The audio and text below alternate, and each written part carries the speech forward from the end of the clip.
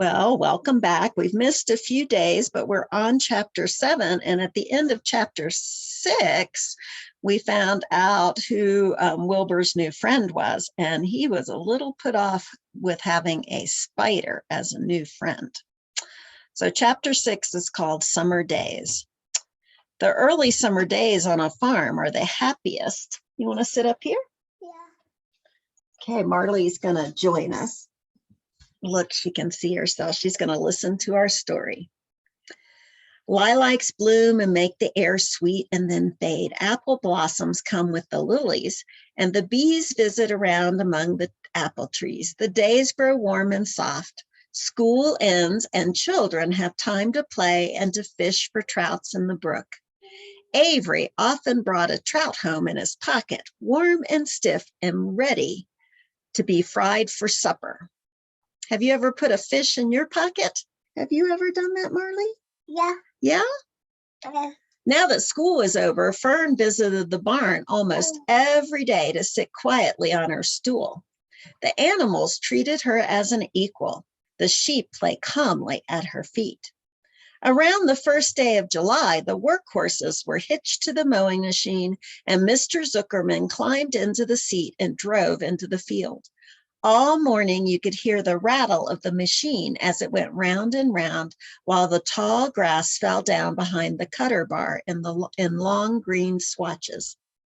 Next day, if there was no thunder shower, all hands would help rake and pitch and load the hay to be hauled to the barn in the hay wagon, with Fern and Avery riding at the top of the load. And there's Ellie. Then the hay would be hoisted sweet and warm into the big loft until the whole barn smelled like a wonderful bed of timothy and clover. It was fun to jump in and perfect to hide in, and sometimes Avery would find a little grass snake in the hay and would add it to the other things in his pocket. Early summer days were a jubilee time for birds. In the fields around the house, in the barn, in the woods, and in the swamp, everywhere, love and songs and nests and eggs. From the edge of the woods, the white-throated sparrow, which must come all the way from Boston, calls, "Oh, Peabody, Peabody, Peabody." On the apple bough, the phoebe teeters and wags its tail and says, "Phoebe, Phoebe." The song sparrow, who knows how brief and lovely life is, says, "Sweet, sweet, sweet, sweet, sweet, sweet." If you enter the barn, the swallows swoop down from their nests and scold, "Cheeky, cheeky," they say. In early summer, there are plenty of things for a child to eat and drink and suck and chew. Dandelion stems are full of milk. Clover heads are loaded with nectar. The Frigidaire is full of ice-cold drinks. Everywhere you look is life. Even the little ball of spit on the weed stalk, if you poke it apart, has a green worm inside of it. And on the underside of the leaf of the potato vine are the bright orange eggs of the potato bug. It was a day in early summer that the goose eggs hatched. There was an important event in the barn cellar. Fern was there sitting on her stool when it happened. Except for the goose herself, Charlotte was the first to know that the goslings had at last arrived. The goose knew a day in advance that they were coming. She could hear their weak voices calling from inside the egg. She knew that they were in a desperately cramped position inside the shell and were most anxious to break through and get out. So she sat quite still and talked less than usual. When the first gosling poked its green-gray head through the goose feathers and looked around, Charlotte spied it and made the announcement. "I am sure," she said, "that every one of us here will be gratified to learn that after 4 weeks of unrelenting effort and patience on the part of our friend the goose, she now has something to show for it.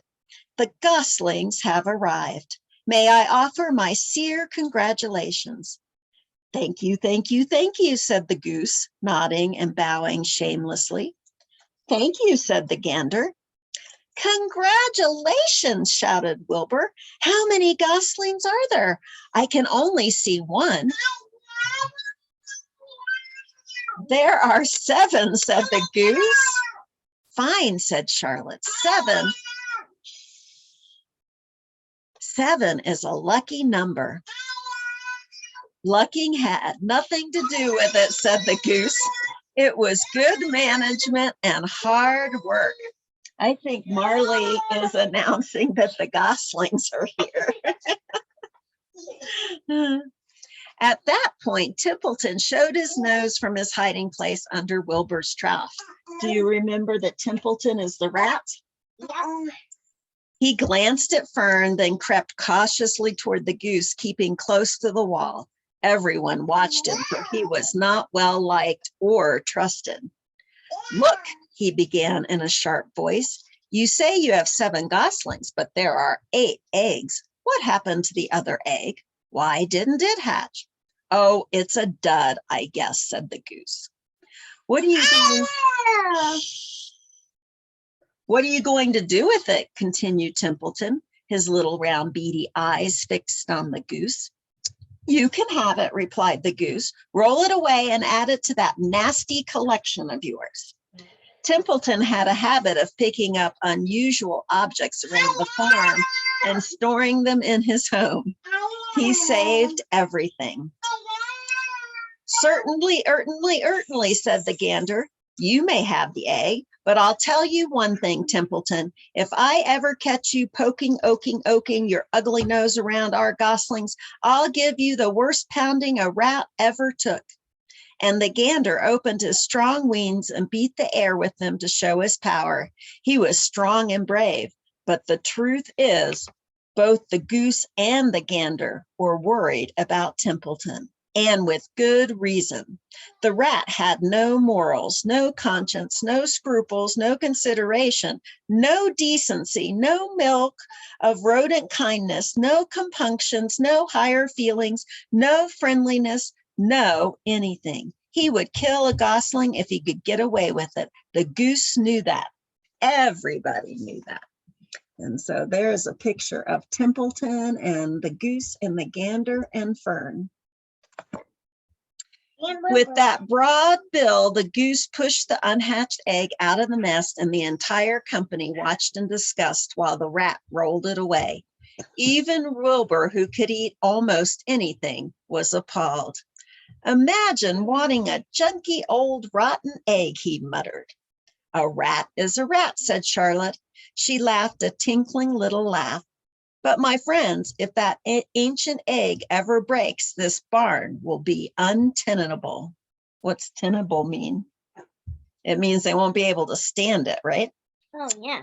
What's that mean? Asked Wilbur. It means nobody will be able to live here on account of the smell. A rotten egg is a regular stink bomb. I won't break it, snarled Templeton. I know what I'm doing. I handle stuff like this all the time. Why? He disappeared into his tunnel, pushing the goose egg in front of him. He pushed and nudged till he succeeded in rolling it into their lair under the trough. That afternoon, when the wind had died down and the barnyard was quiet and warm, the gray goose led her 7 goslings off the nest and out into the world. Mr. Zuckerman spied them when he came with Wilbur's supper. Well, hello there, he said, smiling all over. Let's see. 1, 2, 3, 4, 5, 6, 7. 7 baby geese. Now, isn't that lovely? And that's the end of chapter 6. And tomorrow we'll hear what happens in chapter 7. It's called Bad News.